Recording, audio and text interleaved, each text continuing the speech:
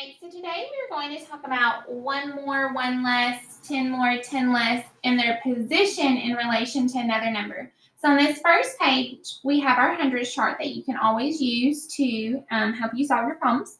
So we're going to look at the second page where it starts with our questions. So it says 1 less than is blank, and we've got left or right of 74. So we're going to go back and we're going to find 74, and I'm going to highlight it.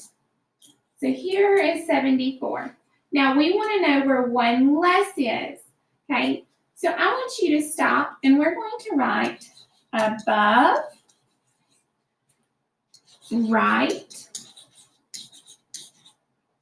below, and left. So when it comes to asking us where that number is in relation, we're going to put our finger on the number that we're starting on, or put our pointer. So we've got 74, and we want to know where 1 less is. Well, when I stop and think where 1 less is, I know that when we move from side to side across our hundreds chart, we are counting by ones, and when we are moving up and down, we're counting by tens. So 1 less is going to be 73, and I'm going to move this direction, and I find that it's to the left. So on my page, I'm going to circle left. You don't have to write it in the blank, you can just circle it. So then we're going to look for 10 less than is blank of 32, above or below. So we're going to go back, and this time we're going to find 32. So here's 32, and it's asking me about 10 less. So I'm going to put my finger on 32, and I'm going to think, well, where is less? 10 less is going to be 22, so I've got to move towards 22. And when I keep going, I find that it is above. So I'm going to go back and circle above. Doing one more with you. We have 2 more than is blank of 46. Is it left or right? So 2 more of 46. So we're going to go back, and we're going to highlight 46 because that's where we're at now, and we want 2 more. Well, if I count on 1, 2, I found 48, and I am moving from 46 to 48. I am moving to the right. So I'm going to go back and circle right.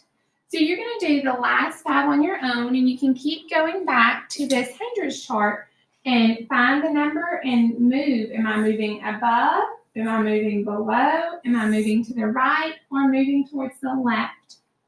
The second part of your assignment is going to be ordering numbers. We have one slide for ordering numbers least to greatest, and then we have another slide where we are ordering numbers from greatest to least. So pay attention to what it's asking. So let's do one of these together. It says, put the numbers in order from least to greatest. So I'm going to look at my numbers first, and I have 52, 529, 50, and 517. Well, just like when we were comparing numbers, we're going to start in the greatest place value. Well, here I'm going to recognize that I don't have any hundreds, but here I have hundreds. I do not have hundreds here, and here I do have hundreds. So this one, though, it's asking me for the least. So I'm going to find which number is the least. Well, here, I don't have any hundreds. Here I do. No hundreds here. Here I do. So when I am looking, I know that either 50 or 52 is going to be my lesser number because they don't have any hundreds. So I've looked at my hundreds. Now I have to move to my tens. I have 5 tens, and I have 5 tens. Those are the same. So one more time, I'm going to move to the ones now. 0 ones or 2 ones. Well, which one is less, 0 or 2? And it's going to be 0. So I'm going to write 50 as my next number, and I'm going to cross it off of my list to use. Well, then I know, well, if 50 was less and it was between 50 and 52, that means 52 is my next least number.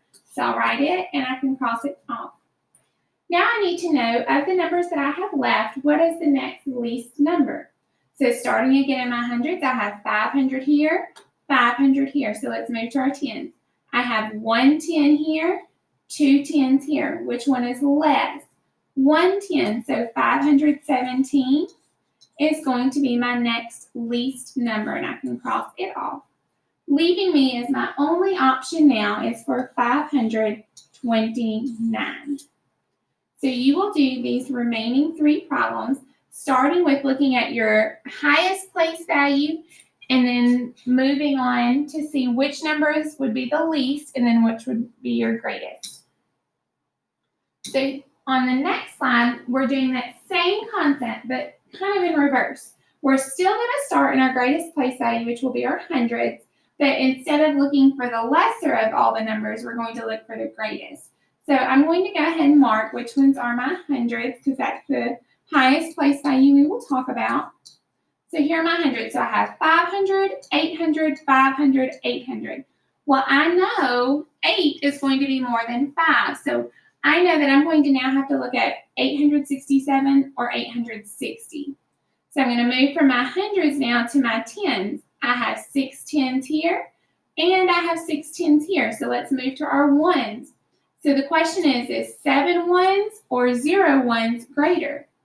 Good job, it's going to be 7. So we're going to write 867 as our greatest number. And if you want to remind yourself by putting greatest to least, just a little G and L to remind yourself, you can do that. All right, so we've used 867. The next number then, if it came down between 2, I know that 860 then is going to come next. Well, then I need to find, okay, well, what order do my next 2 numbers need to go in? So going back, I'm going to look at my highest place value. So I have a 500 and a 500. Those are the same, so I'm going to move to my tens. Here I have 3 tens, and here I have 0 tens. Which one is greater? The 3 tens. Good job. So we're going to write 534 as my next greatest number. And now I've gotten to my last blank, and the only number I have left is my 501. So you're going to use that same concept to solve these last 3 problems. When you are done, you'll hit that green check mark to submit.